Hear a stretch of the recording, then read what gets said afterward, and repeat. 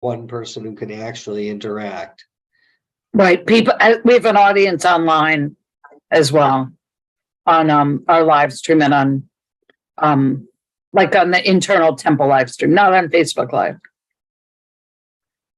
Right, got it. Okay, well, we'll just it's different for me, you know. I'm very much used to a dialogue. Well, we're at 3 in the waiting room now, so that's good. All right, I'm gonna spoke last time, and Anita spoke last time. right. All right, I'm gonna have us stop talking because the it's gonna start recording soon. All right, I'm gonna okay.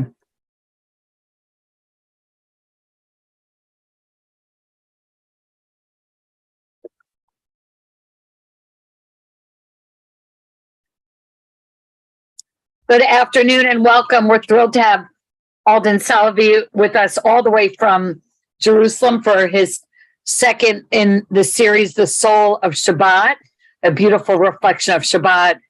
He's a well-known liturgist around the world. I'll put his bio and website in the chat as I've done before. And in the same way, a few months ago, he changed our perceptions and thinking about high holidays with his insights. So too it is with Shabbat. He's recovering from COVID. So we'll give him some rachmanis, some mercy today. And Alden, I'll hand things over to you. Go ahead.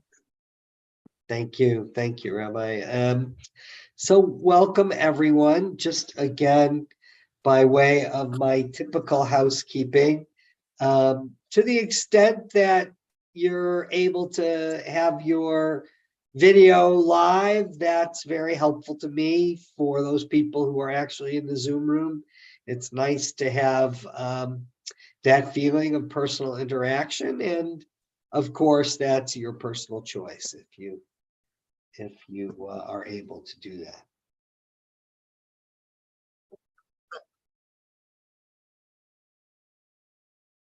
So we started last week with an introduction to various themes of Shabbat. And I want to just pause that conversation for a moment and think a little bit about the romance between the Jewish people and Shabbat and God.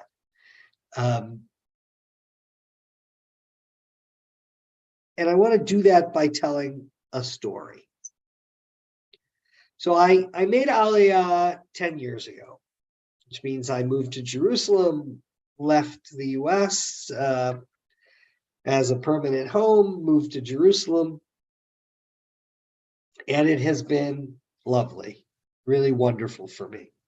And in the first 6 months, amazing, the Friday night and Saturday afternoon invitations that I got for meals.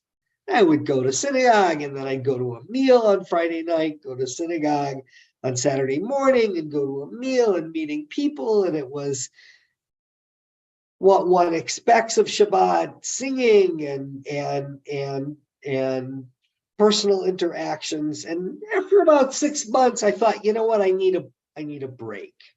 I'm going to have a Friday night all to myself. So I went to synagogue, and it was lovely services, and I'm walking home alone thinking, you know, that was a mistake. Here I am, you know, a widower on my own in a town I don't really know. I'm only there 6 months, and I'm going to go be by myself for Shabbat. What a mistake. And as I'm walking up the hill in the direction of my home, I notice a solo figure. And as I approach, it's a woman who asks me for directions. If you know Jerusalem, we were in Baka, and she was renting, a tourist renting a place in the Moshava, the German colony, and was lost. So she asked me for directions, and I said, look, I'll walk you there. It's a little confusing. From here, I'll walk you. And she said, no, go be with your wife, go be with your family. It's Shabbat. I'll find my way. Just point me in the right direction. And I said, as it happens, I'm a widower. I'm alone for this Shabbat. I'm happy to walk you. So I walk her the 12, 15 minutes to the intersection. And she says to me, as it happens, I'm a tourist, I'm visiting. I made a huge Shabbat meal for friends who can't come. I'm by myself also. Why don't you come up and make Shabbat with me? So why not? I went into her rented, Airbnb. I'm not sure Airbnb existed back then, but I went to her apartment and we made kiddush and we sang Shalom Aleichem and we ate her lovely food and we talked about the Torah portion of the week and we sang some songs and said the Birkat Hamazon, the grace after meals, and that was that. It was just a lovely, spontaneous moment that was purely Shabbat. She doesn't live in Israel, haven't seen her again, don't have her name. It was just a beautiful moment of Shabbat. And that is, in a sense, the mythos of Shabbat, that we as a people come together to rest and to be in each other's company. So that's that mythos of rest, of community, of family, of prayer is reflected in our liturgy, and we're going to talk about that as well. But I can't resist, even though we're a small group in the Zoom room, I would love to know if anyone has a particular story of Shabbat that you care to share, a moment in your life that just stands out as just a lovely, lovely Shabbat moment. Rabbi, you have a hand raised. So it's not a moment, but it's just something timely related to our synagogue temple Bethel at Boca Raton. Last Friday, for the first time, there was a new type of alternative service that was led by Rabbi Dan and Canners Michelle and Jake. And I led the service in the main sanctuary and then came in. This was after. And I was there is something about Shabbat in Jerusalem at these smaller, like Dan calls them neo-Hasidic or, reform, but, Israeli style reform, like at the port in Tel Aviv and Kol HaNeshama back in the day and other synagogue, you can name more than I.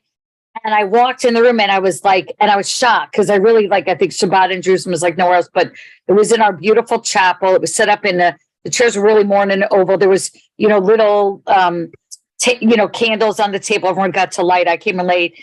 It was so warm. The lights were dimmed. It was unbelievable. And it was so funny. So for those of you who like Shabbat worship, if you are able to come, I think it's going to be once a month at 7:30 in the opposite time of when we have a 6 o'clock. And and I realized how imprinted my Shabbats in Jerusalem were on me, whether in rabbinical school or when I went back to guide for Nifty in Israel and had free Shabbats or on Hartman. And there's just nothing like it, but it was the first time I really felt a little like it here. I think just the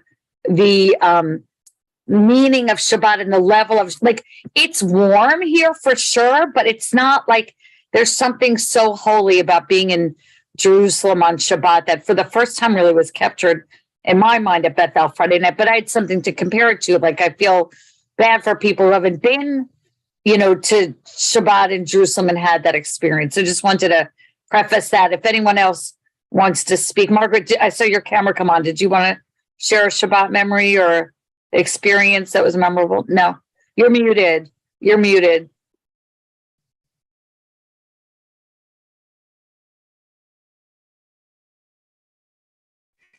No, I just was finally able to get on camera.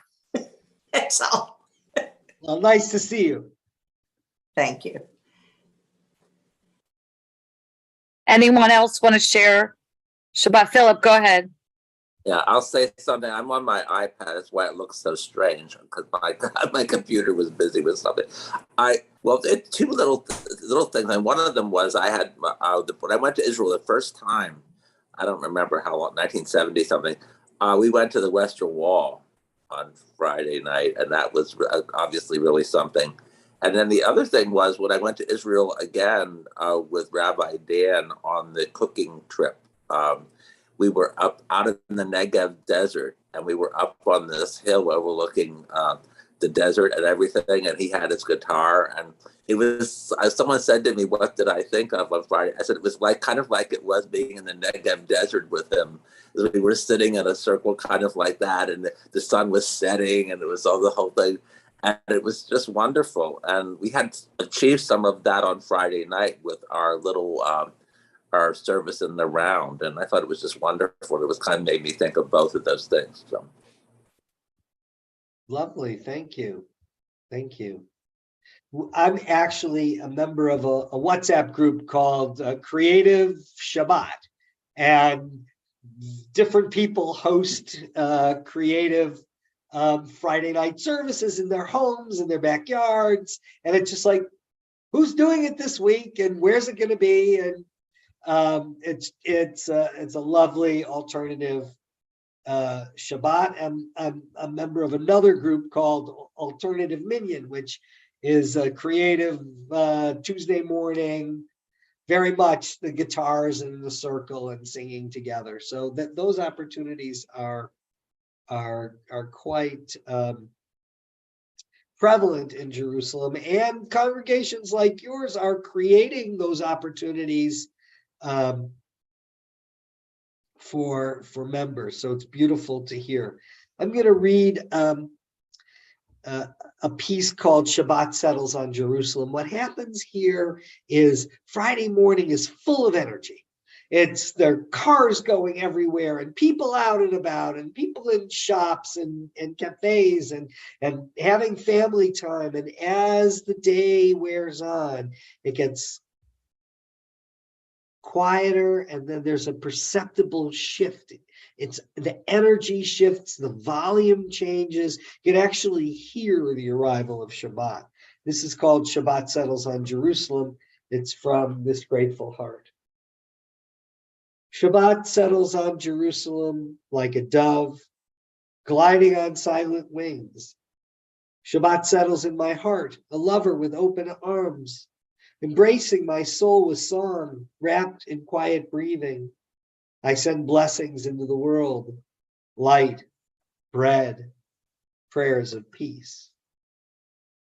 So I wanted to have that little conversation in order to sort of set up the theological and liturgical conversation, the more hardcore learning we're going to be doing, to give it a frame of this beauty and love and relationship that we all seem to carry archetypically and experientially about Shabbat.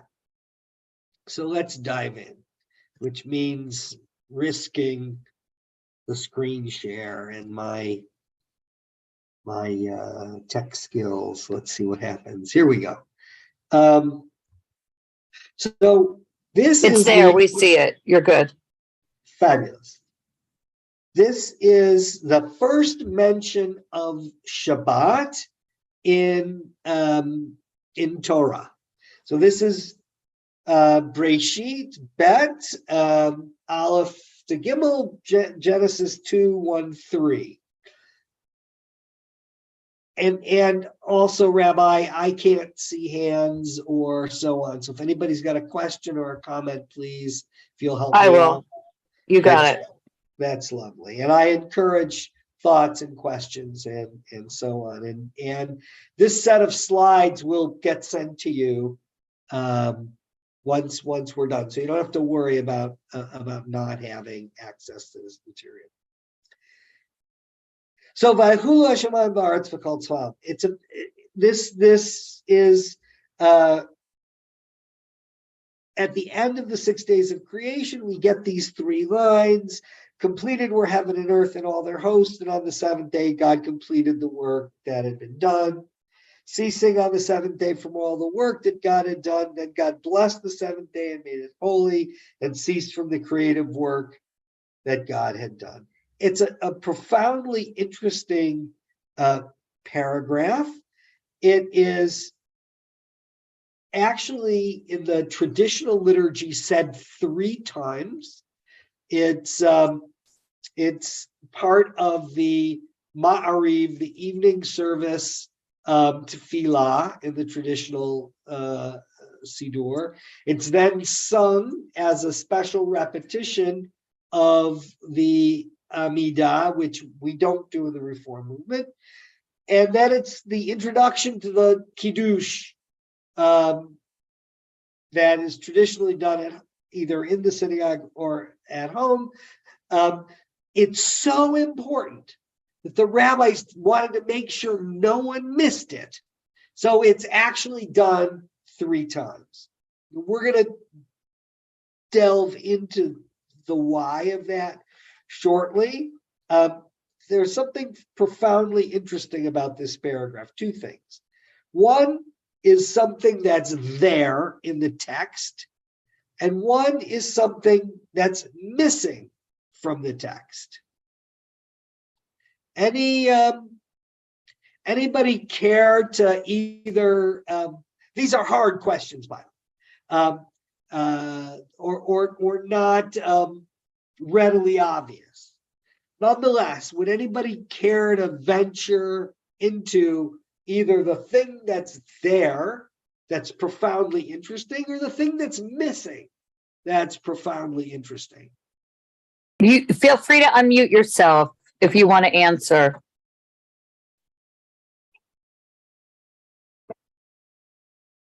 Yeah. So I'll give you a hint about the thing that's missing. You have to go back and remember every other day of creation and how every other day of creation ends. It was good. It was good, except it's not on the second day. Every day it was good except the second day. There's a whole set of discussions about that, but every single day ends with something else. You're on the right track, Margaret. Something else. How do we know that our Jewish days start at night and then go to the next day? Wait. Yeah. Philip, go ahead. You can unmute. Philip, go ahead.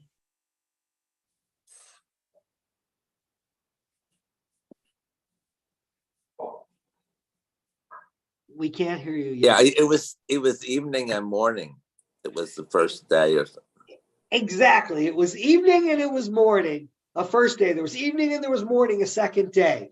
Every single day of creation has that structure except Shabbat. We have these 3 verses and then Torah moves on. So the rabbis wanna understand why that's missing. Vayerav, Vayivoker, Yom, Echad, etc. Okay, that's the thing that's missing. The thing that's present is a little harder to find because we're so used to this paragraph. But it's the kind of thing the rabbis have a field day with. Can I just comment on the missing before you go on, Alden? Okay, we'll go back to it, but yes, absolutely. So it's just interesting to think about that. Shabbat, like when the Messianic time comes or the Messiah time, that it will always feel like Shabbat, and it's so sad. I wouldn't have realized this unless you pointed out that the potential of the paragraph is that we'll stay Shabbat always, but of course it doesn't. And it reminds me, I teach in an ethics class, Musar, to our 8th graders, and last week we talked about jealousy, And it's so sad to remind them, like the first siblings that ever existed in Torah, one killed the other. And it's the same here, where it's so sad. Like God wants it to all be beautiful and always feel like Shabbat, but like right away, we humans just mess with it all. Like I never, the way you framed it just kind of highlights that. Like God never intended for this to end.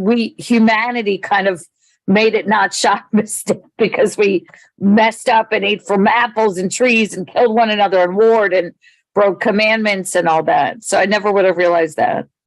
Well, there's a lot going on in that you point to. Midrash tells us, based on this missing structure, Midrash posits that Shabbat was 36 hours of pure light. 12 hours in the evening, 12 hours in the day, and then 12 hours to end the day. And think about human being created on the sixth day, Zachar and Nekeva, male, female, however that's another conversation about creation. But sixth day, humanity's created. Shabbat is pure light. So humanity never experienced darkness until Shabbat was beginning to end. And Midrash says that Adam was overwhelmed with fear as dark came in, that this meant the end of all creation. And this is when God gives human beings fire in the form of the Havdalah candle. So humanity would not fear the end of the world. So our fire myth, if you will, stems out of this lack, or this void in the, and there was evening and there was morning, the second, third, fourth, whatever day, and it gives us a hint of the role of the Havdalah candle, which is as a beacon of hope that life continues to go on. Now, there is something, Rabbi, in what you said about this structure of Asher bara Elohim la'asot. It is a funky construct that again, we're so used to it, that God sees from all the creative work that God, and it's really, la'asot isn't past tense, the work to do. In other words, maybe God wasn't done. And this will get us, I'm going to hold that thought for later. This gets into the whole idea of tikkun olam and the whole idea of tikkun Shabbat as a healing, or as a correction. But I want to go back for a second. So to this question of what's in here that is possibly odd or redundant. Maybe that makes it easier to tease out if we talk about it as possibly redundant.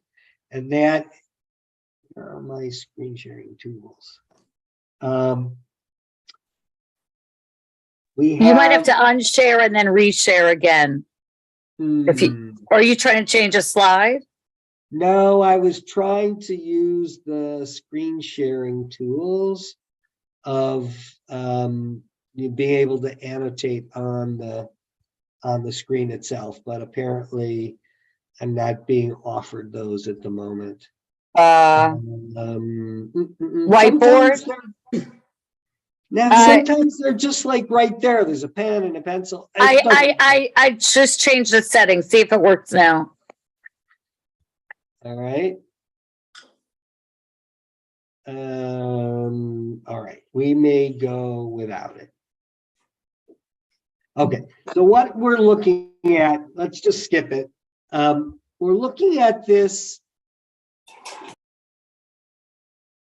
line, the third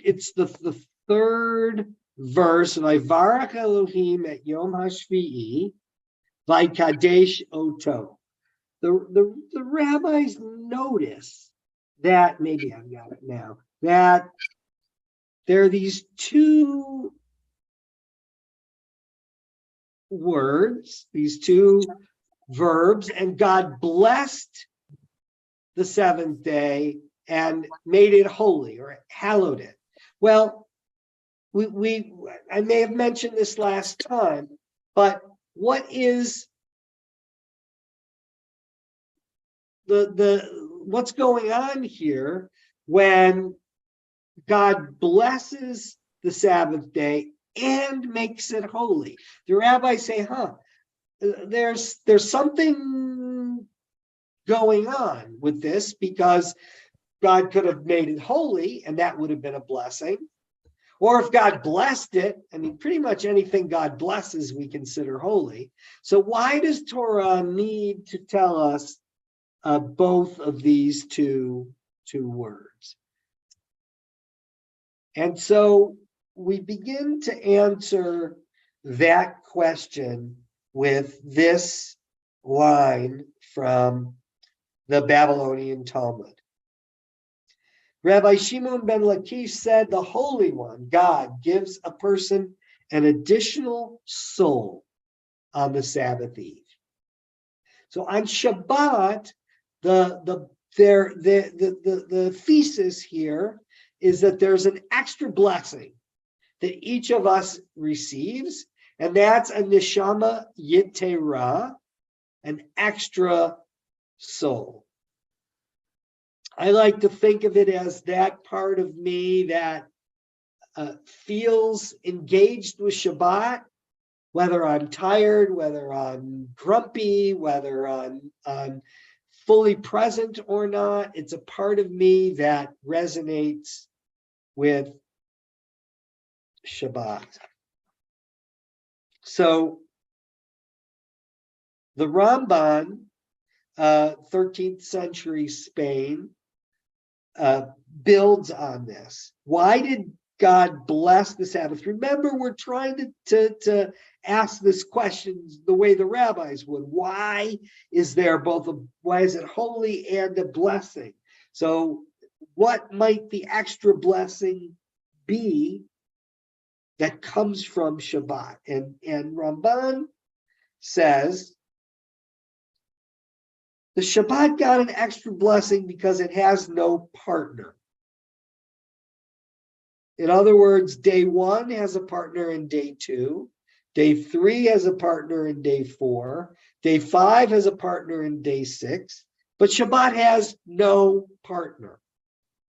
Another way to think about it in terms of the parallelisms in Torah is day 1 has a partner in day 4. Day 2 has a partner in day 5. Day 3 has a partner in day 6. Either way, either construct, and it leaves Shabbat without a partner. And Ramban says the congregation of Israel will be thy partner, will be Shabbat's partner. And when one understands that we are the partner to Shabbat, we then should understand that the Shabbat lends us an extra soul in order to be part of, or to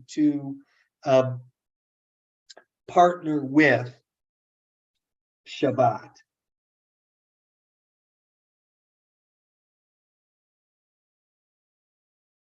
And Sforno, 16th century Italy, takes that a step further and says, this is not only the first Shabbat that ever existed, but every single Shabbat God endows with a blessing so that it can accommodate providing an additional soul to each of us on that day. I'm going to stop for just a second and just check in and see thoughts, comments, and then we're going to dig into this concept a little deeper. But any thoughts, comments about the notion that the Shabbat itself has a soul that lends itself to each of us every week?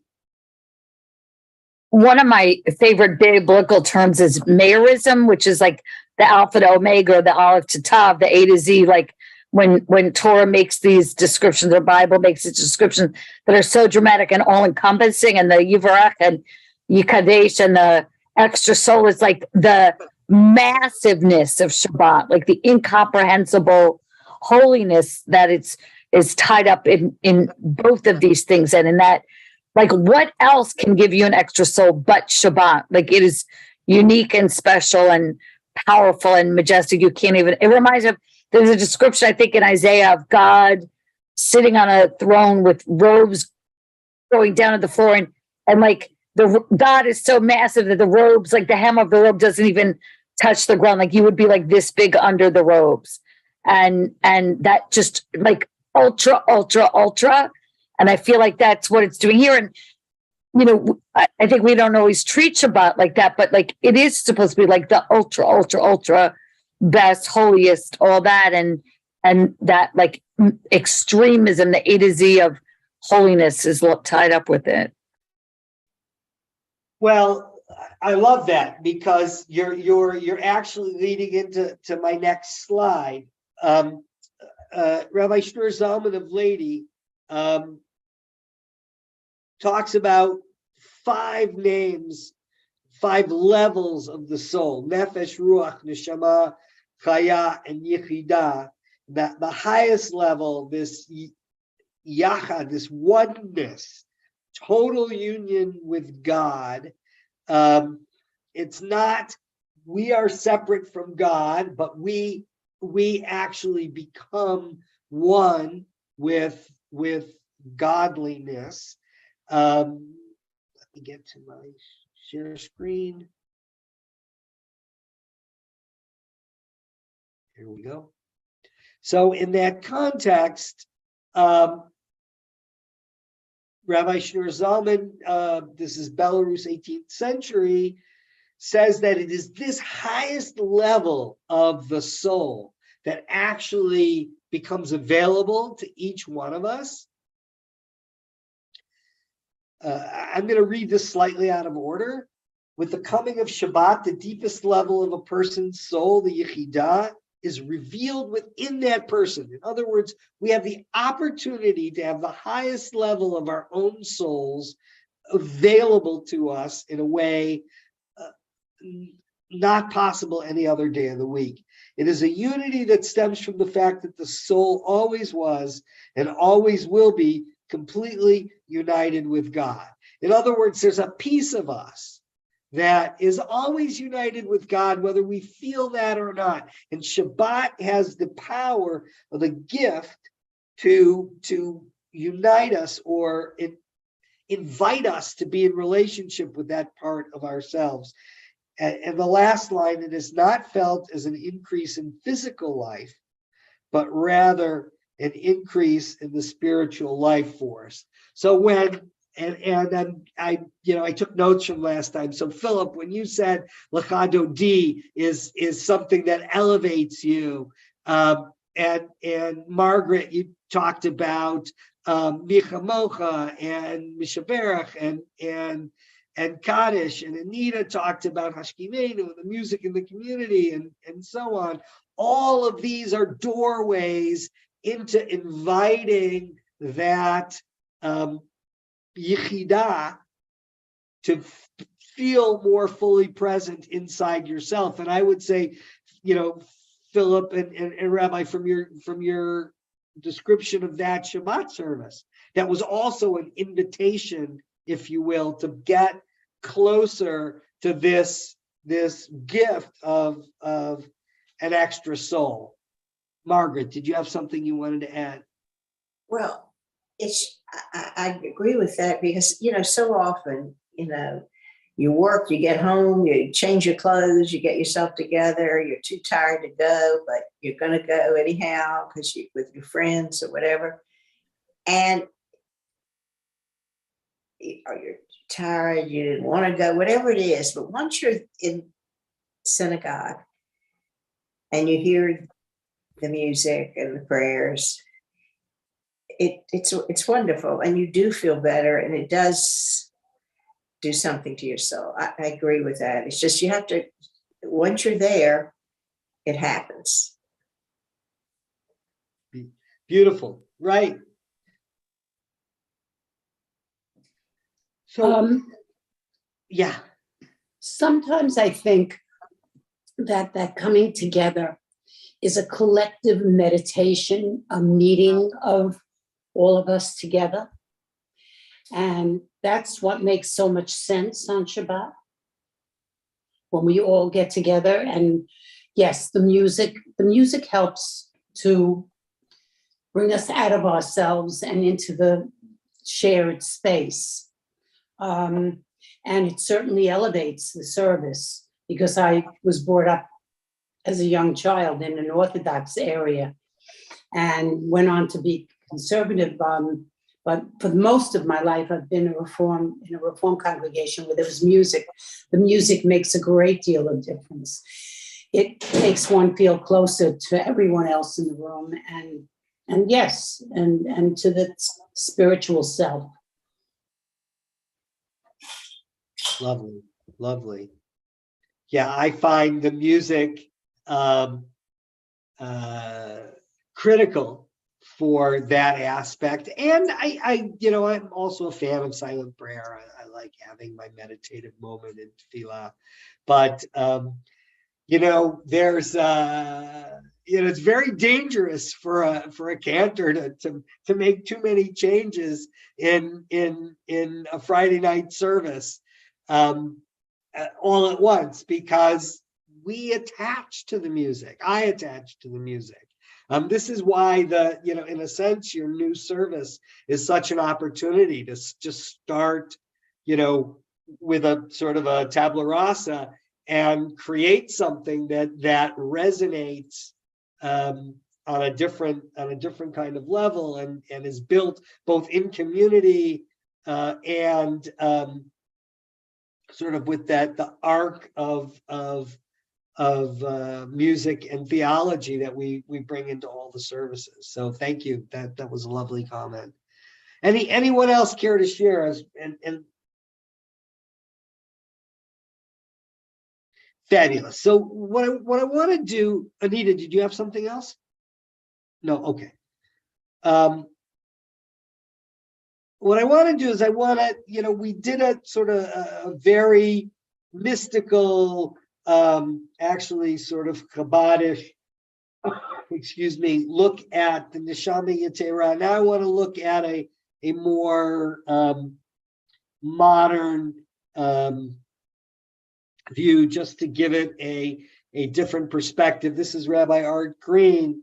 I believe the soul is there within us all week, but it's afraid to come out. It fears being trampled by the pace at which we live. But on Erev Shabbat, we promise this soul of ours, this soul that might be fragile, might be spiritually hesitant. We promise it, it's okay. In my Shabbat world, it's safe. My Shabbat world, sitting in circle with my rabbi and my congregants and with the music that I know, extra soul, special soul, it's safe to come out now. And that's sort of a more modern read, that it isn't a gift that's extra that comes on Shabbat. I'm sort of a classicist in some ways. I'm very biased to the idea that Shabbat has been gifted a soul that then gets gifted to each of us.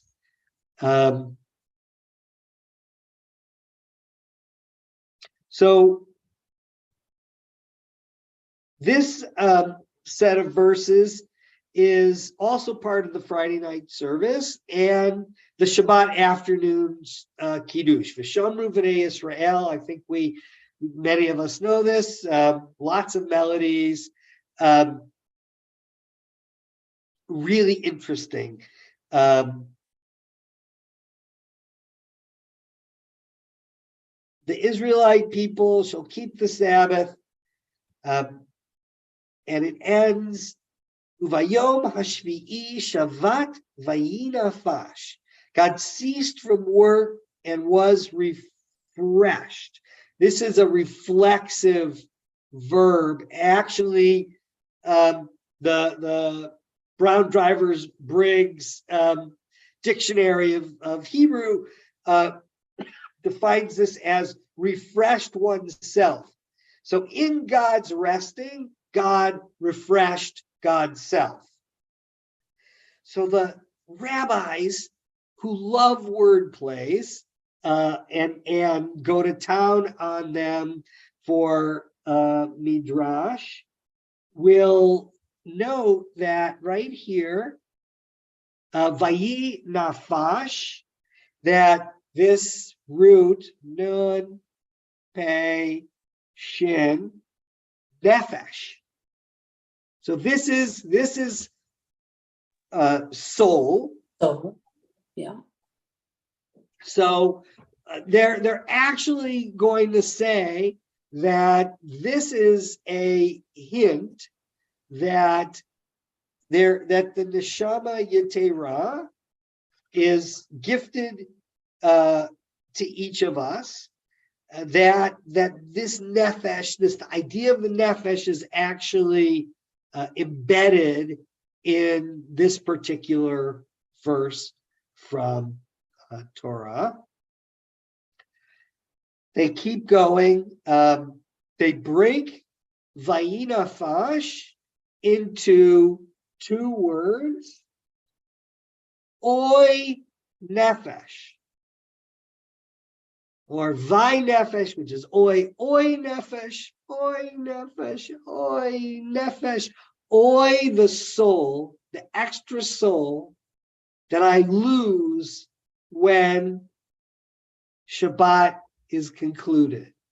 This is a not only a hint that we get given a soul, but it gets lost until the next week. Oy nefesh. And in fact, the besamim, the smelling salts, is a curative from fainting. The fainting one might experience when one loses this extra soul and is weakened. And so, my father, Zichrono Livracha, my father used to carry smelling salts, in his talit bag for Yom Kippur. If someone got faint from not eating, they get the smelling salts under the nose. This is the soul that we lose, we might get faint from.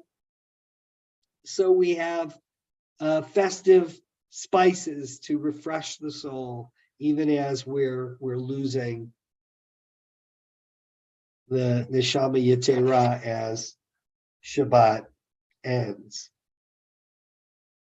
So basically, we're talking about two aspects of Havdalah that stem from this discussion. One is the light to assuage fear, and the spices to assuage sadness. Margaret, you have a hand up. Is that from before, or do you have something else you want to add?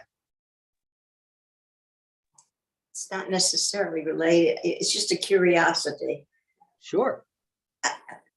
What are the names of the first, second, third, fourth, fifth day, or in Hebrew? I guess I'm asking is, how did we determine? When was it determined and how was it named? Which one was the first day versus Shabbat? Well, I hear a couple of questions there. I do too. Very, very cool questions. First, the simple question, sort of the bashat, is that, Torah, I'm going to grab Torah tells us, at the end of each day, and there was evening and there was morning a first day, and there was evening and there was morning a second day. And we get sort of the structure of what happens on each of those days directly in Torah.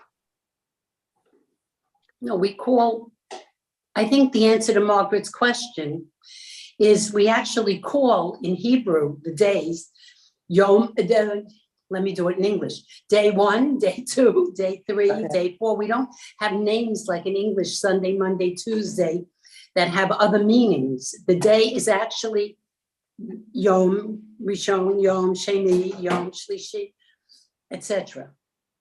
So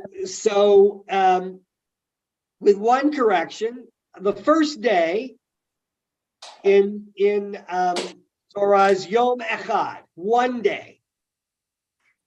Then, now we call it, Anita's correct, we call it Yom Rishon, the first day, but that would have made no sense on the very first day ever, because there wasn't. Yom Echad.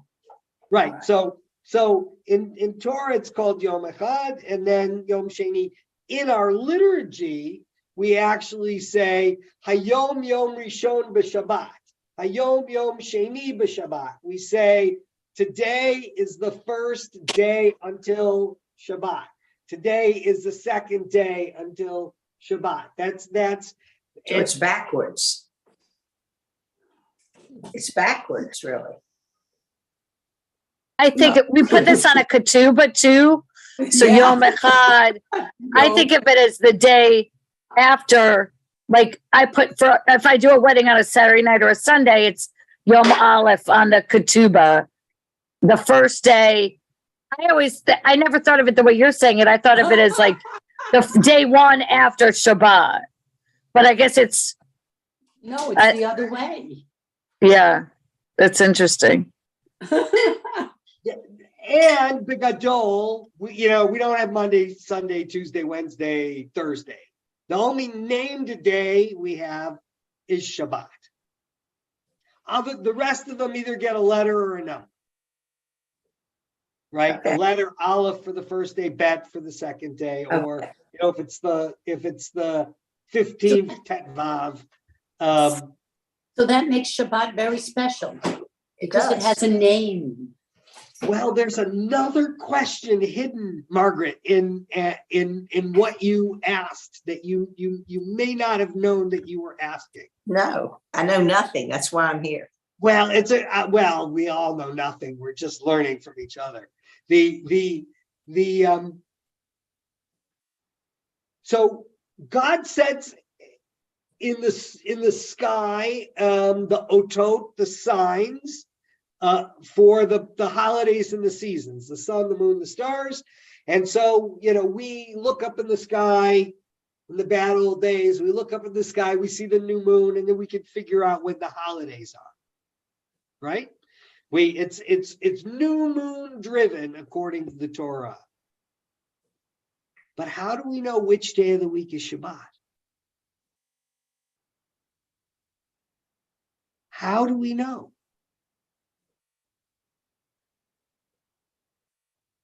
And the answer is because when God gives us manna, we start counting the days of receiving the manna until the 6th day when we have to take 2 portions. So our knowledge that, let's see, what is today? Tuesday. Then in 5 days, something like that, it'll be Shabbat, goes all the way back to the arrival of manna in the wilderness. God showed us Shabbat through that action. Interesting. So God sets Shabbat. We set the holidays based on our relationship with the signs. And Torah and Talmud says essentially If the Jews get it wrong, it doesn't matter. If the Jews say that this day was Rosh Hashanah, then that day was Rosh Hashanah. If the Jews say this day is Sukkot, that day is Sukkot. Because it's about the relationship between the people and the calendar. But Shabbat is set by God. And that's sort of the question you didn't know you were asking, but it's a really beautiful question. How do we know which day is Shabbat? It's not tied to the sun, the moon, or the stars. It's just the seventh day. So, Thank you. sure. You gave me an excuse to teach something I didn't plan to teach. So, and really a beautiful lesson. All right, let's go back to our screen share.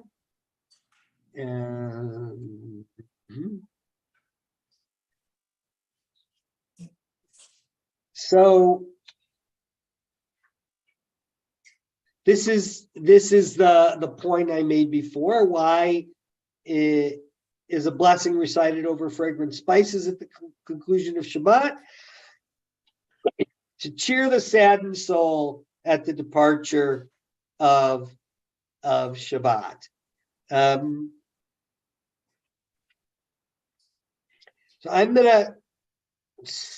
So that's essentially the teaching on Neshama Yetera. There's a little more to do today, but are there any other questions or comments on the extra soul that is gifted to us?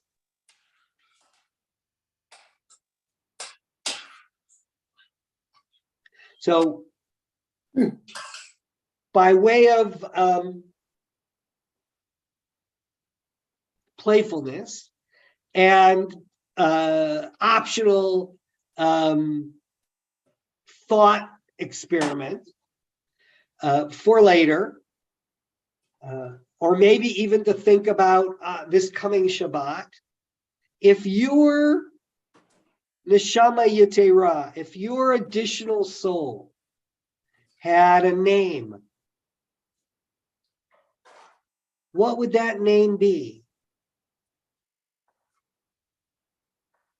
In other words, what gift would you hope to draw into yourself as a Neshama Yetera, as an additional soul?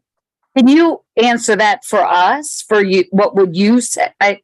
I'm so literal. I don't know if I can get my head around. This is a very metaphoric idea.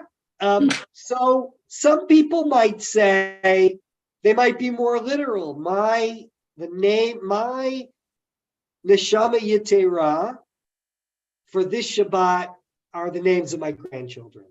I bring the souls of the love of my grandchildren into me, and so I'm going to name them Moishi and Yentala and whatever my grandchildren's names are. Another person may sadly be in a place of needing healing. So the Neshama Yetera they want for themselves that week might be refuah, healing, or the English healing. Someone else might be, remarkably joyful at, the birth of a grandchild or a great grandchild or a child, and so their the name they would give their Neshama Yetera might be family or joy. As clergy, this is very powerful because, we decide months and months in advance as clergy, what's going to be the theme of this Shabbat. So, for example, last week it was November 29th and the UN voted. This week it happens to be healing. And I come in and I prepare, but as a rabbi, to be so intentional about the theme that I say the extra soul I'm going to bring is whatever. Like last week, we interspersed the UN vote throughout services because I was a tour guide in Israel. So like, I like the drama of history and all that. And it was a very neat thing to do. But like the week coming up is a healing Shabbat. Michelle, Cantor Michelle's, much more in that realm, is the one, I'll be there with her. But like to imagine, to personify healing as my extra or non-personal, I guess, solify my extra soul on Shabbat as healing as a service leader, as a shaliach tzibur.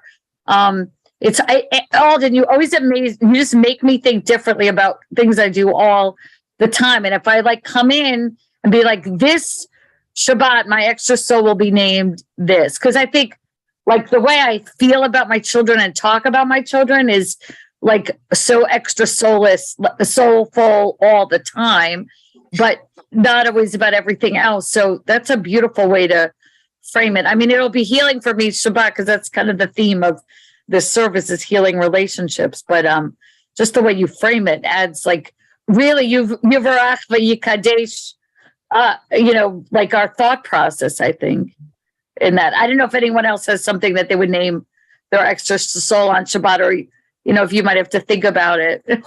I don't know, but very powerful sentiment. Well, thank you. Thank you. And there's in what you said there's a possible nuance,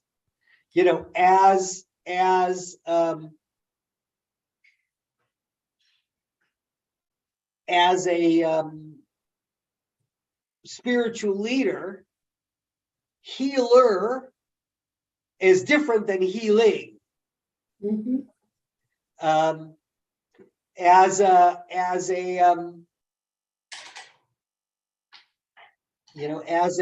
teacher, I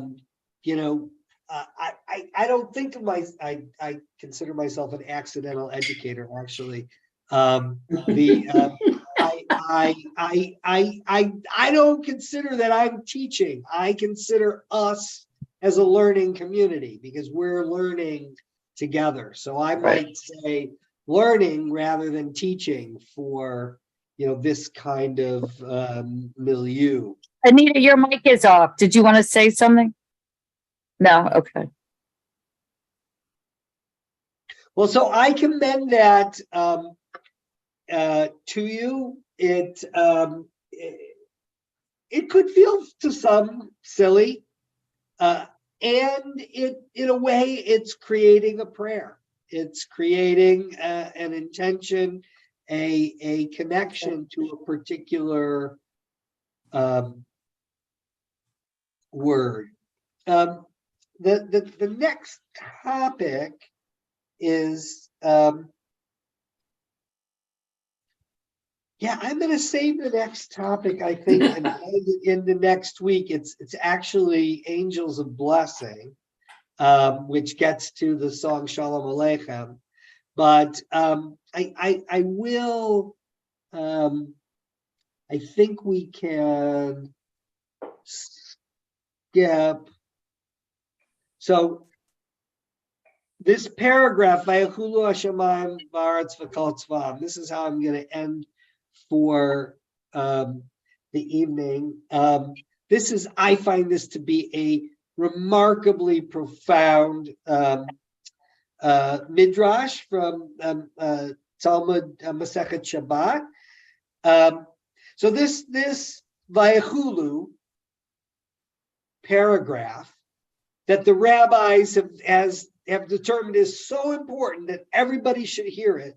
So we're going to say it 3 times. It's going to introduce the Friday night Kiddush. Listen to what they say about this. Rav Hamnuna said, anyone who prays on Shabbat evening and recites Vayachulu, the verse is ascribed to that person as if they became a partner with the Holy One in the act of creation. Simply this idea of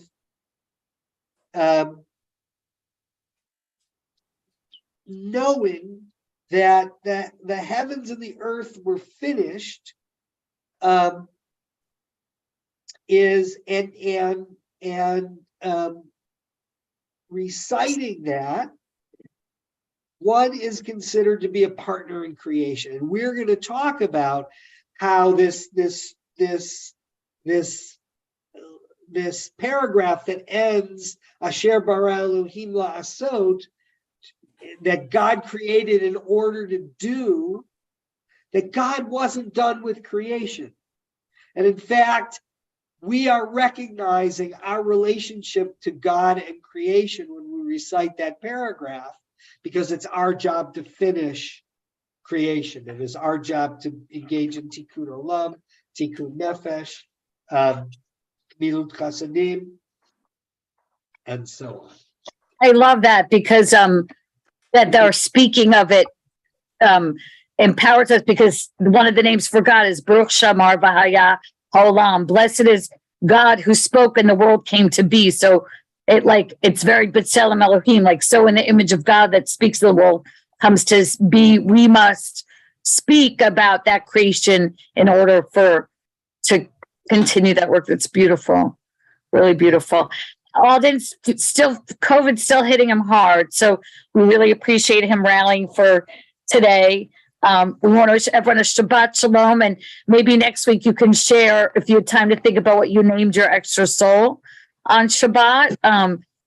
We can check in about that next time, and we just want to thank everyone for joining us, and have a wonderful week, and Refresh Lema to you, Alden, and we'll talk to everyone soon. All right, take care. Thank you. You're welcome. Bye-bye. Thanks all.